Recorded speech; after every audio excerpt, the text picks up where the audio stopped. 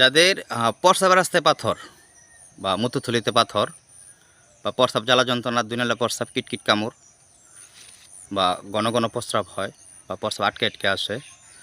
ওই প্রস্রাবের যে কোনো সমস্যা হোক না কেন, প্রস্রাবের রাস্তা জ্বালা যন্ত্রণা হচ্ছে বা প্রস্রাবের যে কোনো সমস্যা সম্পূর্ণ সারিয়ে তোলার জন্য আপনারা প্রথমে নেবেন জবা ফুলের যে কচি যে ফুলটা হয়, তো এটা তো আপনার ফুটে গেছে, যেটা এখনও ফুটেনি, কচি ফুলটা, ওই কলিটা নেবেন। তো একটা কলি নেবেন জবা ফুলের, এবং সাথে নেবেন আপনারা ওই 5 থেকে 6 চামচ তুলসী পাতার রস, এবং সাথে নেবেন 5 থেকে 6 চামচ যে চিকন দুবরা ঘাস আছে, ওই দুবরা ঘাসের রস নেবেন। 5 থেকে 6 চামচ দুবরা ঘাসের রস এবং 5 থেকে 6 চামচ পরিমাণ তুলসী পাতার রস, এবং সাথে নেবেন জবা ফুলের যে কলি, যেটা এখনও ফুটেনি, একটা কলি নেবেন। তো ওই কলিটা ওই রসের সাথে ভালো করে মিক্স করে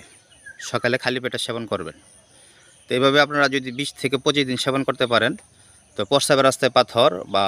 প্রস্রাবের থলিতে পাথর, প্রস্রাবে জ্বালা যন্ত্রণা, দুই নালা প্রস্রাব, কিটকিট কামড় বা প্রস্রাব আটকে আটকে আসে বা ঘন প্রস্রাব বা প্রস্রাব হতে চেয়ে হচ্ছে না,